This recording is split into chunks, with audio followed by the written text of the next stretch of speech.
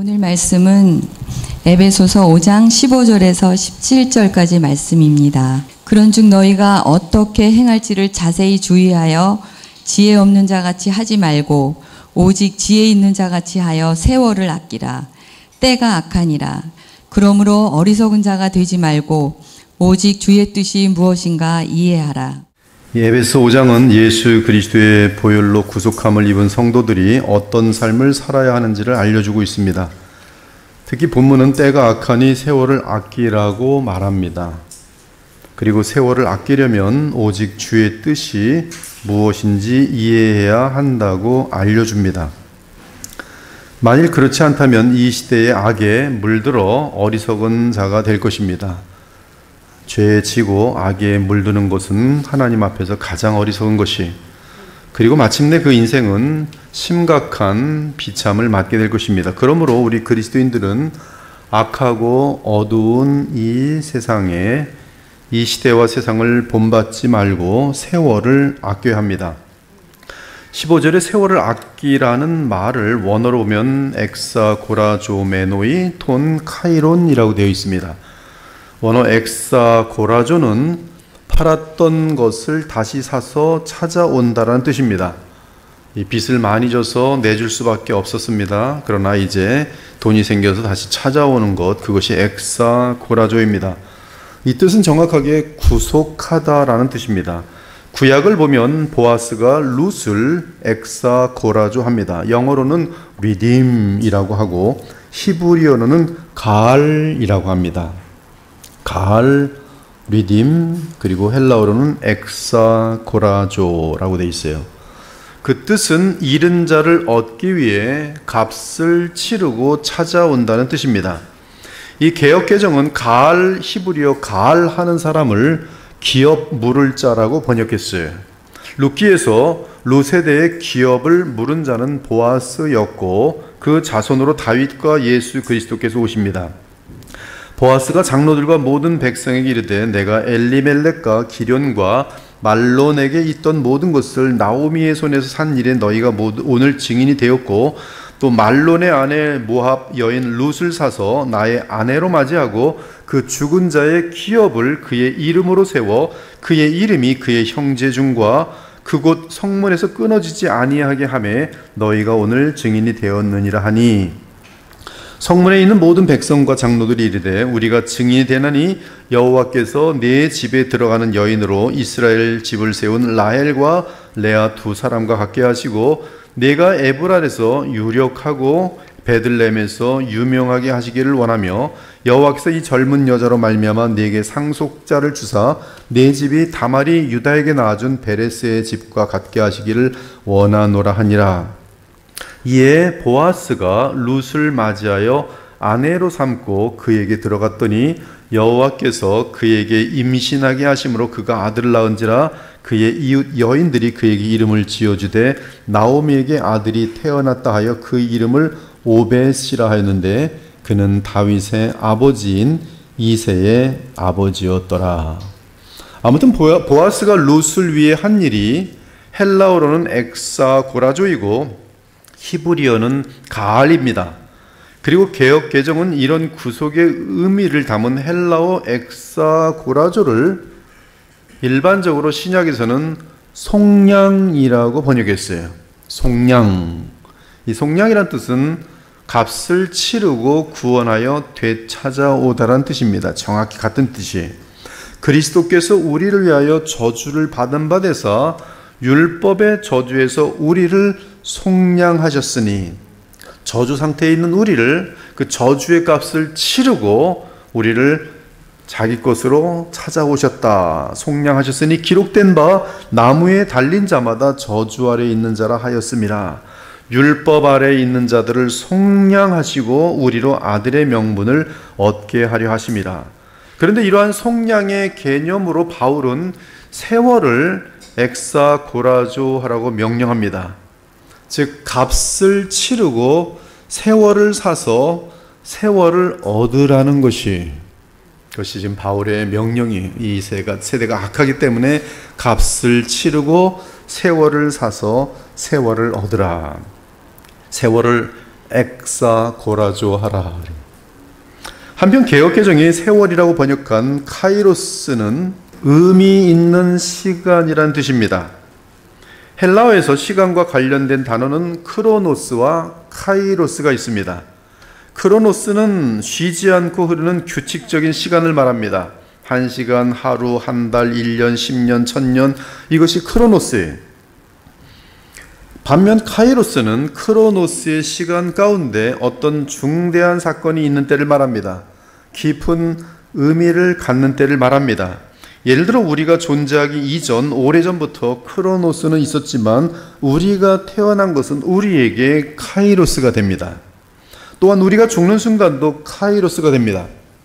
또한 결혼할 때, 자녀를 얻을 때, 구원을 받는 때 등등 우리 각자에게 큰 의미가 있는 때가 있는데 그때들은 우리에게 다 카이로스입니다.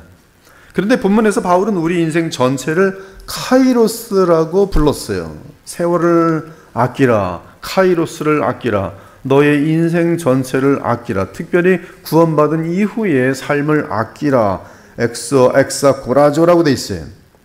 구원받은 인생은 그리스도의 보혈로 값주고자 한 시간이기에, 그리스도의 보혈의 값을 치르고 산 시간이기에 신자의 그 인생 전체가 카이로스라는 말씀이, 그래서 개역개정은 세월이라고 번역했어요.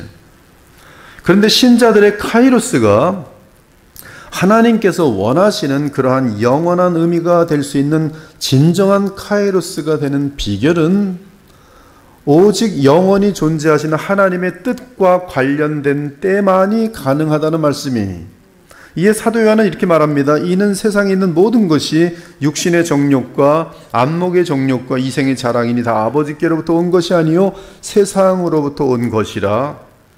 이 세상도 그 정욕도 지나가되 오직 하나님의 뜻을 행하는 자는 영원히 거하느니라. 하나님의 뜻이 오늘 본문에 나옵니다. 하나님의 뜻이 무엇인가 이해하라. 그것이 세월을 아끼는 것과 맞물려 있어요. 요한일서 방금 본 것처럼 하나님의 뜻을 행할 때 그것만이 영원한 보람이 되는데, 그것이 우리의 카이로스를 영원한 의미로 사는 각 신자의 책임이라는 것이, 오늘 본문 역시 우리의 삶 가운데서 하나님의 뜻을 찾는 것이 주 예수께서 값을 치르고 선물로 주신 이 카이로스를, 우리의 삶을 속량 곧 영원한 의미를 찾는 비결이라고 말하고 있습니다. 그런즉 너희가 어떻게 행할지를 자세히 주의하여 지혜 없는 자 같이 하지 말고 오직 지혜 있는 자 같이 하라. 어리석은 자가 되지 말고 오직 주의 뜻이 무엇인가 이해하라. 사랑 여러분, 바울은 결코 교리만 말하거나 삶의 실천만을 말하지 않습니다. 복음을 전하는 사도들은 반드시 교리를 말하고 그 후 그 교리에 입각한 삶의 실천을 언급합니다. 즉 참된 교리가 없이는 참된 실천이 있을 수 없고, 참된 실천이 없는 교리는 복음의 능력을 조롱하는 죽은 법조문밖에 되지 않습니다. 많은 개혁교회들이 교리에 대해서 치우치다 보면 삶이 없어지고 성품도 사라지면서 복음을 잃어버려요. 복음이 없는 개혁교회, 개혁교리, 그러면 무서운 사람들이 나버려요. 얼마나 무서운지 몰라요. 그 사람들은 숫자도 두려워하지 않고 자기 혼자 남을 때까지 싸워요. 전도도 하지 않고 기도도 하지 않고. 이 실천이 없는 교리는 복음의 능력을 조롱하는 죽은 법조문밖에 되지 않습니다. 그래서 에베소서의 구조도 이 신약 성경의 바울의 모든 구조가 그렇고 성경 전체의 구조도 마찬가지인데요. 이 에베소서의 그 자체만의 구조도 보면 1장에서 3장까지는 복음의 교리를 말하고 4장에서 6장까지는 그 교리를 근거로 복음의 능력에 따른 삶을 가르칩니다. 따라서 4장 1절은 그러므로 주 안에서 갇힌 내가 너희를 권하노니 너희가 부르심을 받은 일에 합당하게 행하여, 너희가 부르심을 받았는데 거기에 합당하게 행하라, 이렇게 말하고 있어요. 모든 겸손과 온유로 하고 오래 참음으로 사랑 가운데서 서로 용납하고 평안에 매는 줄로 성령이 하나 되게 하신 것을 힘써 지키라고 권면합니다. 이거 4장 1절부터 3절이에요. 즉 부르심을 받은 일에 합당하게 행하려고 하는데, 이는 교리 부분에서 부르심을 받는다는 것이 무엇인지 분명하게 알려주었음을 뜻합니다. 예를 들어 부르심을 받은 상태는 허물과 죄로 죽었던 상태에서 그리스도와 함께 일어나 살아난 상태이고, 심지어 그리스도 예수 안에서 주와 함께 하늘에 앉아있는 상태라고 알려줍니다. 그것이 부르심을 받은 상태예요. 그러므로 이러한 존귀하고 복된 신분과 능력을 얻었으니 부르심을 받은 일에 합당하게 행하라고 권면하는 것이, 그러면서 바울은 매일의 삶에서 또 부부 사이는 가장 중요합니다. 모든 공동체의 시작이, 이 부부가 무너지면 다 무너지도록 돼 있어요. 가정이고 뭐고 자녀들이고 뭐고 그것은 소망이 없습니다. 그러므로 이 성경은 부부의 이 관계를 기본으로 둡니다. 모든 인간관계의 기본이 하나님과의 관계에 있어서도 부모님과의 관계로 연결되면서, 다 이게 부부의 사이는 그리스도와 또 교회의 관계로 연결되면서 대단히 중요해요. 그래서 이 교훈의 원칙이 그런 하나님께서 아들을 보내심과 함께 그 아들이 교회와 함께 하나가 되는 그런 내용으로 하면서 이 부부 사이에서의 내용을 연결시킵니다. 또 부모와 자녀 사이에서, 직장에서, 교회에서, 사회에서 어떻게 행하는 것이 부르심에 합당한 삶인지 구체적으로 알려줍니다. 이것은 부르심을 받은 자들은 그렇게 살 수 있는 능력이 얼마든지 있기 때문에 그러한 것이, 이때 만일 우리가 복음이 제시하는 구체적인 지시대로 행한다면, 복음의 그 능력을 알고 복음이 제시하는 구체적인 지시대로 행한다면, 우리는 영광의 그리스도께서 왕으로 계시는 하나님의 나라를 풍성하게 누리게 되어 있어요. 그것이 평강과 기쁨과 계속적인 의의 능력이, 계속적으로 그리스도를 닮아감이, 물론 이때 우리의 삶은 불신자들의 삶과는 뚜렷하게 구별됩니다. 그것을 성경은 거룩한 삶이라고 부릅니다. 즉 하나님 나라 백성의 삶은 거룩한 삶이, 그러므로 우리 신자들의 삶의 목표는 세상과 달라야 하고 삶을 사는 방법도 세상과 달라야 합니다. 물론 세상 사람들은 신자들을 전혀 이해하지 못합니다. 우리가 믿음으로 살 때, 우리가 하나님 나라의 권능으로 살 때 그들은 알 수 없는 세계를 사는 우리를 전혀 이해하지 못합니다. 성령으로 사는 것이 무엇인지 알질 못해요. 그들은 하나님 나라도 모르고 성령도 모릅니다. 그 후로는 다시 사람의 정욕을 따르지 않고 하나님의 뜻을 따라 육체의 남은 때를 살게 하려 함이라. 너희가 음란과 정욕과 술취함과 방탕과 향락과 무법한 우상 숭배를 하여 이방인의 뜻을 따라 행한 것은 지나간 때로 족하도다. 이러므로 너희가 그들과 함께 그런 극한 방탕에 다름질하지 아니하는 것을 그들이 이상히 여겨 비방하나, 그들이 산자와 죽은 자를 심판하기로 예비하신 이에게 사실대로 고하리라. 그렇습니다. 세상 사람들은 그들에게 주어진 크로노스를 영원한 보람을 담은 카이로스로 만들어내지 못합니다. 그들은 그렇게 할 수가 없어요. 즉 값을 치러 세월을 속량하지 못합니다. 그 이유는 그들은 죄사함을 받지 못했고 성령으로 거듭나지 못하였기에 삶의 목표가 영원한 것들일 수 없습니다. 따라서 그들이 아무리 부지런하게 산다고 해도 결국은 시간과 재물을 탕진하는 방탕한 삶 외에 다른 삶이 불가능합니다. 그것이 불신자들의 삶이에요. 대단히 도덕적으로 보이고 성실해 보여도 그들은 하나님 영원한 나라와 맞물려 있지 않기 때문에 고작 썩은 것을 위해 살 수밖에 없도록 되어 있다, 이 말씀이. 그들의 총명이 어두워지고 그들 가운데 있는 무지함과 그들의 마음이 굳어짐으로 말미암아 하나님의 생명에서 떠나 있도다. 그들이 감각 없는 자가 되어 자신을 방탕에 방임하여 모든 더러운 것을 욕심으로 행하되 오직 너희 성도들은 그리스도를 그같이 배우지 아니하였느니라. 이에 에베소서에서 바울은 카이로스를 속량하는 것, 즉 세월을 아끼는 것을 방탕과 정반대해 둡니다. 세월을 아끼는 것, 그것은 곧 방탕과의 반대예요. 여러분, 방탕은 술 취하고 뭐 그냥 땡깡 부리고 뒤집어 엎고 그것을 생각하는데요. 방탕이라는 것은 영원한 목적이 아닌, 영원한 목적이 없는 삶이, 자기의 욕심을 위하여 열심히 사는 것, 그것은 성경은 방탕 중에 방탕이에요. 결국 무의미한 것. 사랑하는 여러분, 여러분은 하루 24시간을 어떻게 사용하고 있습니까? 이 방탕은 술 취하지 말라, 이는 방탕한 것이니 오직 성령으로 충만함을 받으라. 반대가 되어 있어요. 여러분은 24시간을 어떻게 사용하고 있습니까? 주어진 시간에 무엇을 하고 있습니까? 일주일 7일 동안 무엇을 하며 시간을 보냅니까?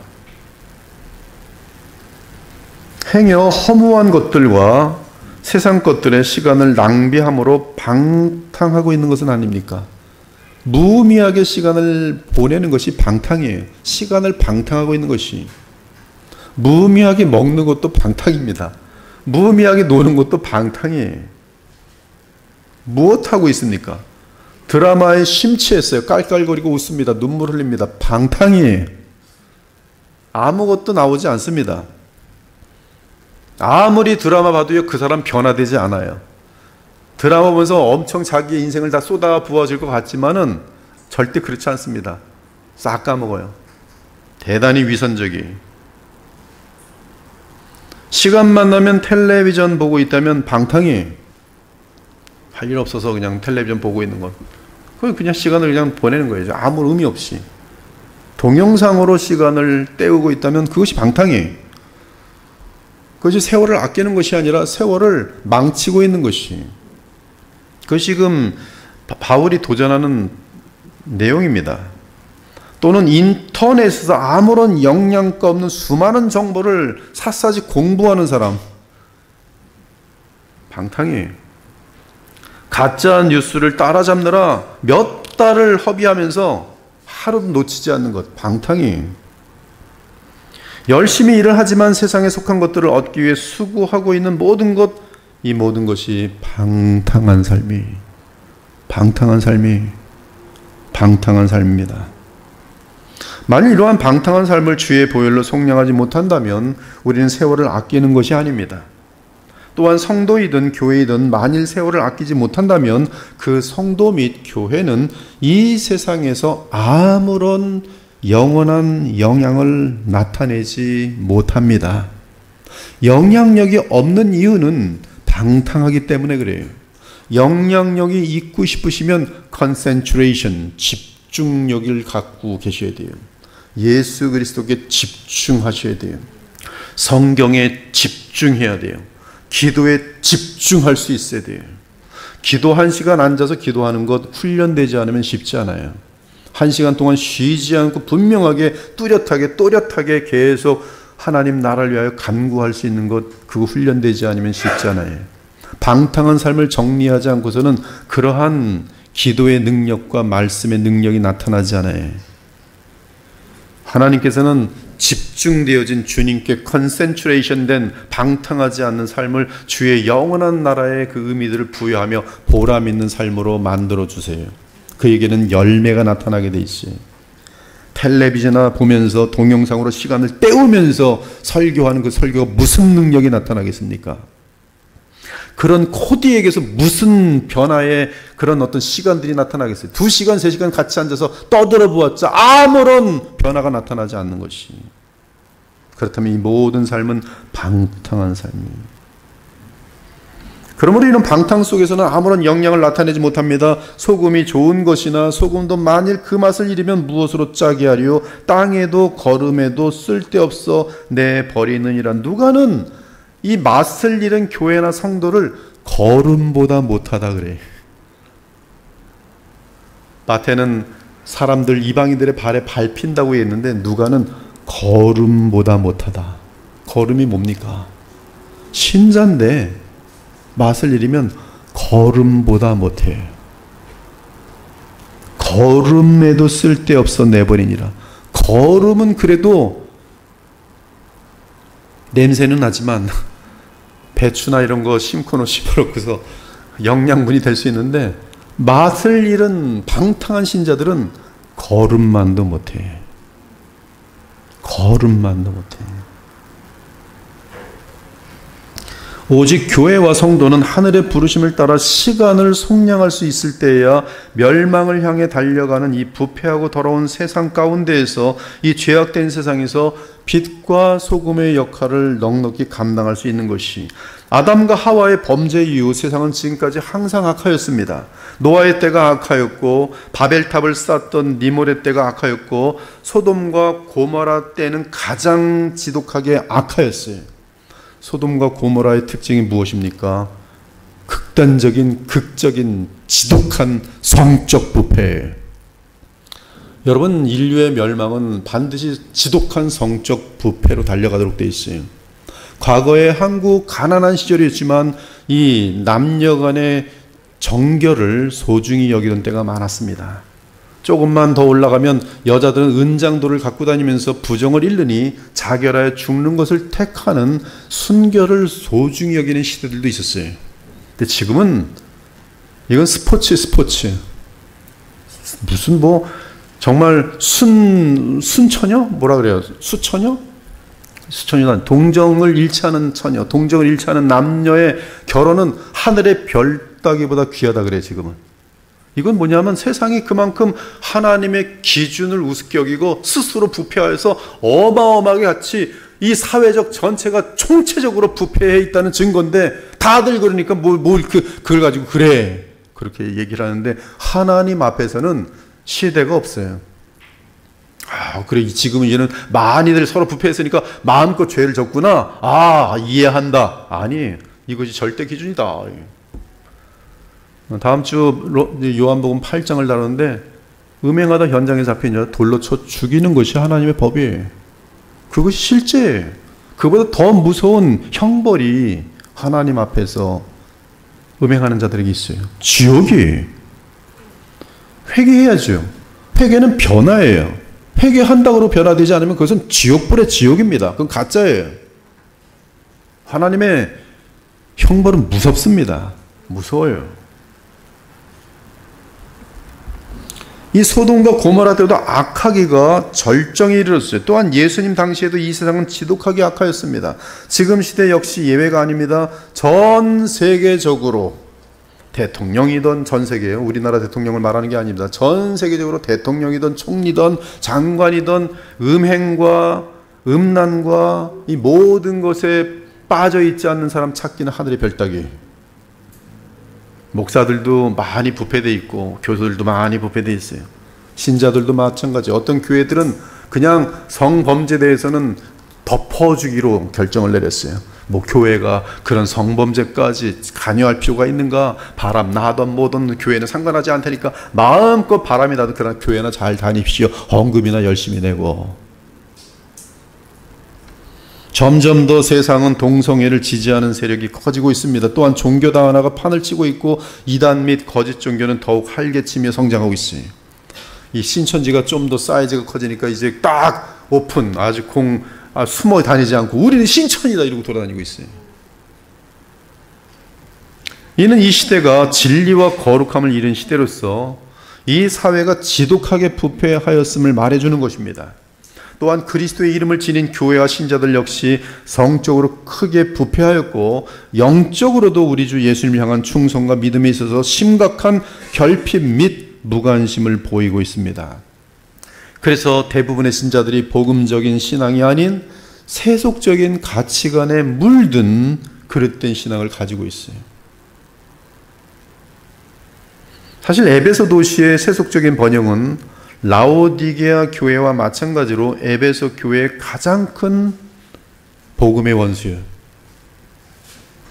세상적으로 잘 되는 것이 여러분 하나님이 복 주셨다고 함부로 판단하지 마십시오. 오히려 어려움에 있고 그리고 궁핍할 때 그의 영혼은 더욱 맑고 진실하고 깨끗할 수 있어요. 모든 일들이 물질적으로 풍요로울 때 예수께서 말씀하십니다. 부자가 하나님 나라 들어가는 것은 낙타가 바늘구멍 들어가는 것보다 더 어렵다. 이것은 농담이 아닙니다. 즉 잘 먹고 잘 살게 되면 신앙을 유지한다는 것이 결코 녹록치 않다는 뜻이.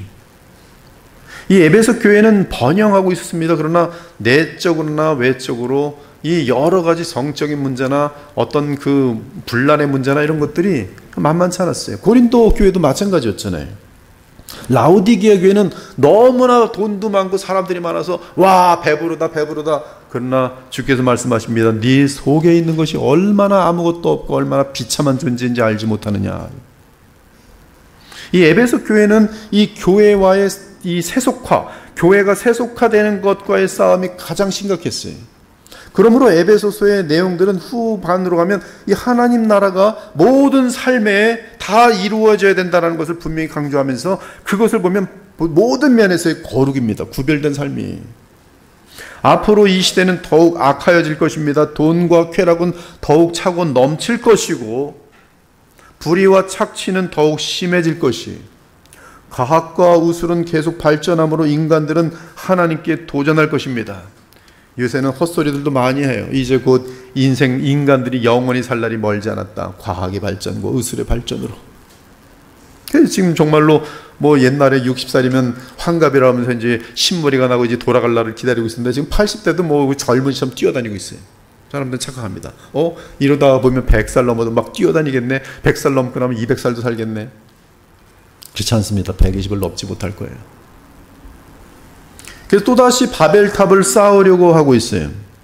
상상을 초월하는 신기한 제품들이 끝없이 개발될 것이고, 저도 컴퓨터 분야에 오래 있었습니다만 이렇게 나올 줄 몰랐어요. 저는 AI가 처음 등장하고 있을 때 그때 AI에 제가 직접 AI를 개발한 건 아니지만 저는 이제 컴퓨터 네트워크라고 해서 이 모든 컴퓨터들이 대화하는 그쪽을 개발했는데 AI 팀에서 만들고 있을 때는 AI 그때 봤어요. 1988년 정도, 89년 정도인데. 근데 지금 AI하고 로봇하고 결합돼 갖고 앞으로 어떤 존재들이 등장할지 도대체 감이 안 잡혀요. 무서운 시대가 올 수도 있어요. 정말 상상을 초월하는. 그래서 생체하고 물린 기계가 아닌 인간의 이런 피부랑 비슷한 것들이 그때 황우석인지 뭔지 만든 그런 그때 같이 물리면서 이게 기계인지 사람인지 그런 것들이 연결되면서 거기다가 AI와 함께 컴퓨터와 함께 이제 만들어지는 어떤, 만약 인간이 하나 걸어다니고 있는데 사람이 정말 알 수가 없게 되면 그건 복잡한 시대가 되는 거예요. 어쩌면 그들이 짐승일 수 있어요. 숫자를 갖고 있는. 상상을 초월한 신기한 제품들이 끝없이 개발될 것이고, 하여튼 재미난 것은 제가 소년중앙을 보던 거기서 이건 몇 백 년 후에나 있을 줄 알았더니 제 인생에 지금 다 발생됐어요. 제가 중학교 때 소년중앙을 봤는데 전화기를 보고서 대화를 하더라고요. 50년 후에 있을 사건들, 70년 후에 있을 사건들, 뭐 이렇게 접시 같은 걸 타고 올라가지고서 뭐 저기 버스 안 타고 쭉 가는 것들 있었어요. 100년 후의 사건들. 근데 지금 다 돼 있어요. 지금 드론 같은 것들로. 종교는 에베소 도시의 아데미 여신과 제우스 신처럼 더욱 인간들의 쾌락과 탐욕을 채워주는 도구로 전락할 것이 종교가. 그리고 어느새 세계 평화를 외치는 적그리스도가 등장할 것이고 온 세상은 거짓 평화를 외치는 적그리스도 아래에서 하나가 될 것입니다. 그때는 과학과 의학이 지극히 발전되어 있을 것이고 기이한 기계 및 과학과 건강과 쾌락 등은 하늘을 찌를 것입니다. 세상 사람들 가운데 특권층들은 배부르고 등이 따스한 가운데 온갖 음행과 쾌락을 즐기며 방탕할 것이, 그리고 수많은 교회들이 그 방탕에 물들 것이고 그 방탕을 합리화해 줄 것이며 나아가 영광의 그리스도를 저버리고 성경과 참 복음을 대적할 것입니다. 따라서 만일 이런 시대에 예수께서 오셔서 십자가의 도를 외치신다면 수많은 교회와 이 시대의 사람들이 과거처럼 동일하게 예수님을 내치고 또다시 십자가에 매달아 죽일 것이, 그 대신 신비 체험에 빠질 것이고 그 신비 체험은 모든 종교에 동일하게 나타날 것입니다. 군달리니 같은 것들, 마귀로부터 얻은 초자연적인 능력을 행하는 자들이 많아질 것이, 종교 다원화 및 종교 통합 현상은 더욱 군중들로부터 힘을 얻어 모든 나라 가운데 보편화될 것입니다. 그때 단 한 가지 지독하게 부족한 것이 하나 있을 텐데 그 부족이 무엇인가? 앞으로 나타날 절대적인 부족, 그것은 무엇이냐면 경건의 능력과 용서의 능력, 사랑의 능력이에요. 그러므로 가정들은 붕괴될 것이고 용서하지 못해요. 더 가정마다 갈갈이 찢어지고 함께 산다는 것의 의미를 아무도 부여하지 못할 것이, 오직 그들에게 필요한 것은 돈, 건강, 쾌락, 그리고 먹고 사는 귀한 상업, 그것이 인간을 유지하는 근간이 될 뿐이 도덕 아무 의미 없어요. 사랑하는 여러분, 주님이 다시 오시는 때 특징은 대부분의 사람들이 아무런 목적 없이 먹고 마시고 집을 짓고 결혼하는 삶이에요. 즉 먹고 마시고 즐기기 위해 수고하고 더 잘 먹고 더 잘 마시고 더 즐기기 위해 오늘을 먹고 마실 뿐이, 그리고 결혼도 개인의 즐거움을 위할 뿐 하나님께서 가정을 세우신 목적을 망각한 결혼 생활을 할 것입니다. 이 모든 현상을 성경적으로 표현하면 오직 육신의 정욕과 안목의 정욕과 이생의 자랑을 위해 이 하루하루를 살아간다는 말씀이, 이러한 삶은 항상 바쁘고 쫓기는 삶인데 그 자체로 방탕이며 허송세월하는 것이고, 나아가 하나님 앞에 영원한 멸망을 받아 마땅한 죄의 상태의 삶인 것이, 그것이 지금 바울이 말하고 있는 방탕한 삶, 세월을 아끼는 필연성에 대한 이 문맥인 거예요. 그러므로 조급한 이 세상을 따라가면 여러분 항상 이 컨센트레이션, 이것은 2차가 되기 때문에 뒷전으로 밀려요. 사랑하는 여러분, 오늘 화요 예배 모였습니다. 진심으로 말하는데요, 여러분은 지금 이 시대, 지금 다른 많은 사람들보다 많이 집중되어 있는 분들이에요. 화요일 날 예배를 드리러 버스를 타고 자궁을 끌고 저녁 때 밥도 제대로 못 먹으면 찾아온다고요? 이건 주님께서 이 교회에 많은 은혜를 붓고 있는 거예요. 붓고 있는 거예요. 이렇게 모이지 않습니다. 조급한 세상이 가만두질 않아요. 조급해 할 일이 너무 많아요. 그러므로 조급한 이 세상을 따라가서는 안 됩니다. 말씀과 기도와 예배를 위해 가만히 앉아 있을 수 있는 실력을 키우셔야 돼요. 가만히 앉아 있을 수 있는 실력. 가만히 앉아서 무엇을 하는가? 말씀과 기도할 수 있는 실력. 언제나 많은 일로 바쁜 마르다가 되기보다 주 앞에 조용히 말씀을 듣던 마리아가 먼저 되어야 합니다. 저도 목회랍니다. 만약에 제가 바쁜 것을 먼저 하면요, 성경과 말씀을 제가 따로 읽지 못합니다. 설교를 위해서 성경을 읽고 뭐 이 행사를 위해서 뭐 준비를 하지, 제가 나름대로 성경을 계속 나의 그 어떤 그 저의 그 가고 있는 그 보조에 따라서 제 나름대로의 이 말씀을 묵상하지 못한다는 말씀이에요. 그러나 제게는 우선순위가 무조건 아침 몇 시부터 몇 시까지는 기도고 몇 시부터 몇 시까지는 성경이에요. 그건 절대 양보하지 못해요. 아무리 급해도. 급하면 이것을 그냥 다 캔슬시키거나 놓치거나 그럴 뿐이지, 이것을 놓치지 않아요. 왜? 이 시간은 성경 읽고 기도하는 그 목적이 아니라 이것을 통한 예수님과의 만남의 시간, 최고의 시간이기 때문에 그래요. 이걸 놓치면 죽습니다. 죽어요. 사용 못해요. 쇼를 하지. 기도와 예배를 위해 가만히 앉아 있을 수 있는 실력, 그것이 바로 마리아예요. 예수께서 한 마을에 들어가시매 마르다라 이름하는 한 여자가 자기 집으로 영접하더라. 그에게 마리아라 하는 동생이 있어 주의 발치에 앉아 그의 말씀을 듣더니, 마르다는 준비하는 일이 많아 마음이 분주한지라. 마음이 분주해. 하도 하는 일이 많아서 예수께 나아가 이르되, 그리고 결국 예수님을 위한 일을 하다가 예수님을 따져요. 뭐 하십니까 예수님 지금? 일이 우상이 돼버려요. 일이 예수님보다 더 중요해 버렸어요. 예수께 나와 이르되 주여, 내 동생이 나 혼자 일하게 두는 것을 생각하지 아니하시나이까? 지금 뭐 하십니까 예수님? 그를 명하여 나를 도와주라소. 왜 지금 이런 일을 왜 하고 있는 겁니까 지금? 예수님의 제자들과 예수님을 잘 섬기려고 지금 일하다가 갑자기 일이 목적이 되었고, 예수님이 뭐 하세요? 일도 안 하고 지금 내 동생하고 놀고 있습니까? 근데 주께서 대답하시되 마르다야 마르다야, 내가 많은 일로 염려하고 근심하나 몇 가지만 하든지 혹은 한 가지만이라도 족하니라. 마리아는 이 한 가지 좋은 것을 택하였으니 빼앗기지 아니하리라. 이것이 세월을 아끼는 거예요. 이것이 세월을 아끼는 거예요. 내게 가장 소중한 것을 놓치지 않는 거예요. 지금 이 시대에 하루에 1시간 기도하고 하루에 1시간 성경 읽는 사람 우리 교회는 꽤 있지만 평균적으로 작기 하늘의 별 따기.